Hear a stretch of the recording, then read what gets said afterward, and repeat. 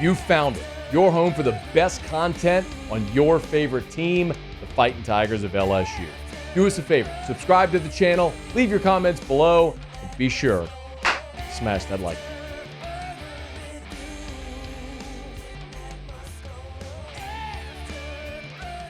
Ryan Abraham, USCFootball.com, has the honors to give us a little peek behind the curtain with the Trojans. Ryan, it's a pleasure, man. Thanks for joining us again. How are you?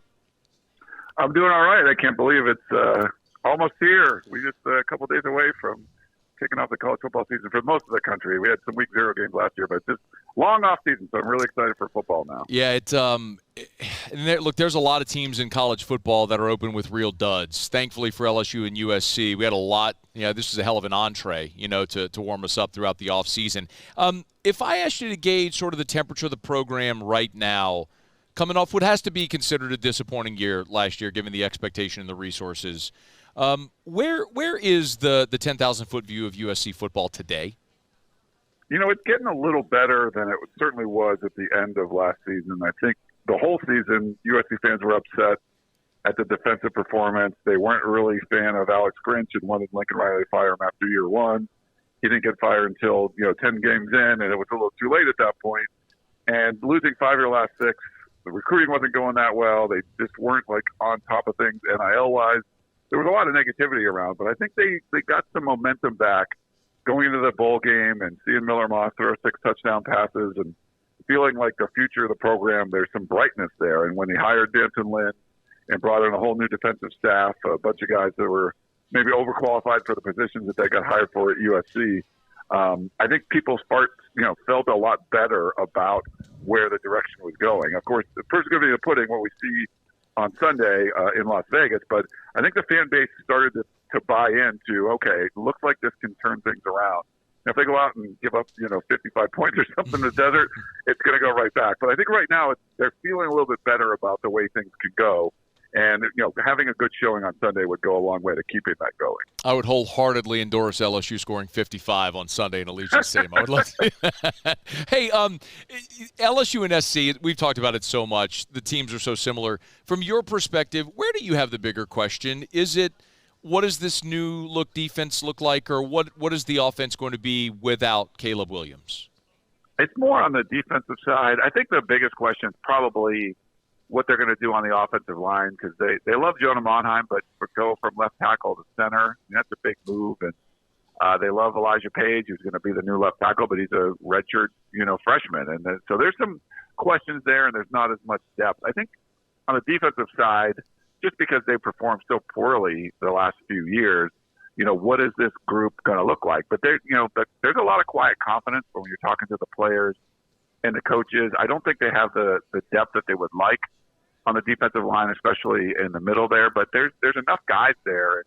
We saw Denton Lynn turn UCLA from a really bad defense to the number 2 defense against the run last year in just one season. So I think that's where a lot of the optimism is. But where you want to see the real changes, Lincoln Riley's just had great offenses every time he's, whatever quarterback he's rolled out there, they've had a great offense. So I think for me, it's more on the defensive side, just seeing how much they'll improve, but how much they can improve, I think, will determine how far this team goes this year. He's Ryan Abraham, USCFootball.com, taking a look at the Trojans. I want to dig a little deeper there on the USC defensive line, because if we're looking through from an LSU perspective, it would seem the biggest mismatch that favors LSU, of course, LSU's offensive line against that USC defensive front 7. Can you just give us a little bit of a thumbnail, dive deeper into that defensive front and what that LSU offensive line is up against? Yeah, they don't really have a true nose tackle, but Bear Alexander, who transferred in from Georgia, he had a sack in the national championship game against TCU. He's kind of going to be the center piece of that. He potentially was going to go in the portal and end up sticking at USC. So he's kind of he's the guy that really needs to perform to make that line go. And they brought in some transfers, but they didn't get, I think, just like LSU, they tried to get some of the big name defensive tackles, and those mostly went to the NIL superstars like the Oregons and the Miamis of the world. But, they bring in Gavin Meyer from Wyoming, who was more a rotational guy, but they really like what he's done so far in camp. And Nate Clifton from SEC country, he comes over from Vanderbilt, put on about 20 pounds. He's going to play inside as well. Now, they'll rotate a bunch of guys on the edge. Jamil Muhammad was pretty productive, at least in the early part of last year. A guy like Braylon Shelby is a sophomore who they have a lot of high hopes for. So I think it's going to be a lot of rotation. You'll probably see a lot of different guys kind of coming in and out. But the main one is it's going to focus on Bear Alexander and trying to keep him healthy. I think, from the interior spot, maybe you're not getting a lot of numbers, but he really has to be a disruptor because it's a very stout LSU offensive line. Maybe they can exploit a little bit at the center spot where there's been some questions, and that would be Bear Alexander's job. But he's going to be, for me, he's the key for the whole defensive line. What about in the secondary, Ryan? That seems to be where, as I read the tea leaves, SC seems to be most excited about the talent on the back end. How does that matchup go with a really talented LSU receiver core? Yeah, they brought in Doug Belk, who is the defensive coordinator at Houston, and they've recruited that position well. It's just one of those California positions where there hasn't been a drop-off like maybe at some of the linemen. And I think they liked where they were, but they still brought in a bunch of guys that can be very productive. Achille Arnold is going to be one of the team captains for this game, coming over from Oregon State. DeCarlos Nicholson comes in from Mississippi State. He could play a big part. Greedy Vance has played LSU twice. He was at Florida State the last couple of years, and they brought him in late. Really didn't need him. He might end up being their starting nickel. So I think they had a really good core group of guys already, and then they brought in a bunch of transfers as well. So there's a ton of depth. I think that's where probably the deepest position on the team, and I'm not sure which group is going to go out there, if they're going to move guys around depending on the down and distance and everything. But they have a lot of options in the secondary. I think they feel a lot better than they have the last few years. What would be an acceptable performance Sunday night for the USC defense? And it's a good question, like numbers-wise. I think a lot of it's eye test. Like, you just don't want to get pushed around. I mean, if you go back to USC playing Washington, Michael Penix threw the ball all over the field. Washington ran all over USC last year late in the season. It was like, that's not even a running team. But I think you want to see them just look like they know what they're doing. Last year they would be looking at wristbands as the ball was being snapped, not sure what's going on. Really just being able to play fast. And if you give up some points or big plays or whatever, that's fine. But you want to see them look like they know what they're doing. Guys are just running around with the football. If you force some turnovers or make some big tackles, I think that's a big thing. And I think just tackling, not having like 15 missed tackles like they would have in games like that. I mean, I don't want to put like a number on it. Sure. It could be a low-scoring game, a high-scoring game, but you just want to see a product on the field. They're like, what they look like in the Holiday Bowl, even without Ditson running it, looked more like a competent defense. And I think that's really what you want to see if you're a USC fan. Got a couple more minutes here with Ryan Abraham from USCFootball.com, owner-publisher over there, if you want to give him a follow. Let's flip it over to the offensive side. We know the storylines around Miller Moss replacing Caleb Williams, but where is the strength of that offensive unit?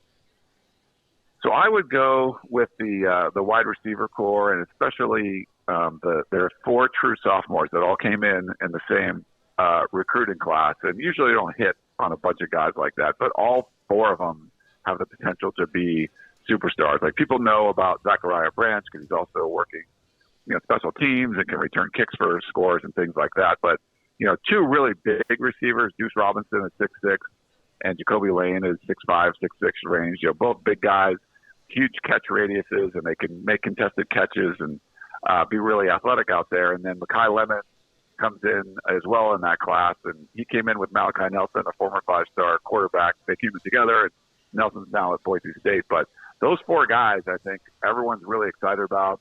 They played well. All of them, Zachariah Branch didn't do much in the Holiday Bowl, but the rest of those 3 guys all did. And you kind of pair them with some veteran transfers that they had brought in, but that's the core of this group. And I think Miller Moss trying to find those guys, like he did, he had 6 touchdown passes in the Holiday Bowl. A lot of them went to those guys. I think that's where the strength is going to be. If USC wins this game, that group of wide receivers probably had to have a big game for that to happen. Is there any trepidation around Miller Moss taking the reins? He's been very well liked by the players, and I think the coaching staff as well. Lincoln Riley could have gone out and brought in a veteran quarterback, and I think like Ohio State did and other programs did. But I think what Moss did in the Holiday Bowl showed Riley enough. Okay, he's capable of running this offense and producing the kind of output that he's used to. I mean, Miller Moss will be the 6th starting quarterback that Lincoln Riley's had as a head coach. Of the previous 5, 4 of them were Heisman finalists, and the other one, was drafted in Spencer Rattler, and he was replaced by a Heisman winner. So he's had a really good pedigree with quarterbacks, and the fact that he didn't go out, he brought in a younger quarterback in Jade Mayava from UNLV that could be more of a future guy. I think that just showed he had a lot of confidence in what Moss could do. Maybe it's confidence in what he can do. I don't know, but he hasn't had any duds yet at quarterback. So if Moss is, he would be the first one. We seldom talk about the third phase, but the third phase the last 2 years for LSU a lot of times has been an exercise in futility, if not an altogether challenge. Where is SC if you think about special teams, if it's field position and punting, the return game, place kicking if it comes down to a field goal? How confident should Lincoln Riley be? Yeah, I think very similar to LSU, they've struggled. I think on the special teams side, they probably lost that cotton ball to Tulane because of the special teams gap where you're taking a kickoff at the 2-yard line or whatever. So I feel like he's tried to address it in the offseason. They bring in a long snapper they're going to put on scholarship, Hank Pepper, to kind of fix up the problems they had there. Michael Lance was the kicker at Georgia Southern. They brought him in, even though their incumbent is still there. But there's been a competition. It looks like Lance is going to win the job. I think they've put more resources into special teams, trying to make it better. They weren't very good at putting kickoffs into the end zone and, gave up a bunch of returns. So I think they've tried to address it, like I'm sure like LSU has as well, but it has been an issue. And, we've seen LSU struggle in the first game with some bad special teams plays. I think that could be a big determining factor, but I think at least on the USC side, they really tried to address some of the problems that they had. Last year, Dennis Lynch would hit some tough field goals, but he missed a lot of them between like the 30 to 40 range, which you got to get those. So they're hoping Michael Lance can fix that and, not having snapping issues, just go forward with that. But it's definitely been an issue the last couple of years. It's something they've worked on. Last thing, if there's aside from scoring 55 points, if there's a blueprint for SC, if it goes completely as Lincoln Riley would have it go to script, how does that look Sunday night? I think just being able to get some stops on the defensive side, not giving up third and longs and missed tackles and a lot of busted coverages. Just keeping don't have so much pressure on the offense that they have to score every time they touch the ball, giving a young quarterback like Miller Moss some leeway to be able to hand the ball off more. And, maybe it's 3rd and 5 and you try to run the ball and you don't force them to throw something and pick up a first down, great, otherwise punt it. And then give him an opportunity to find those young wide receivers. So I think it starts on the defensive side where you're just so many games, you just felt like Caleb Williams knew he had to score every single time he touched the ball. That's a lot of pressure. So I think for Lincoln Riley, if you just don't put that pressure on the offense and let them kind of click, they'll score some points. But it's a lot easier to when maybe you're up by a touchdown or you feel like the defense can get a stop versus, okay, we have to score every time or we're going to lose this game. Ryan Abraham, USCFootball.com. Check it out. You want to cover the Trojans, get the latest as we inch closer to kickoff, get it there, USCFootball.com. Ryan, we appreciate it, man. Thanks so much for the time. Oh, thanks for having me. See you guys in Vegas. Hey, thanks so much for watching. Please leave your comments. I love to interact, and be sure to hit the red subscribe button below.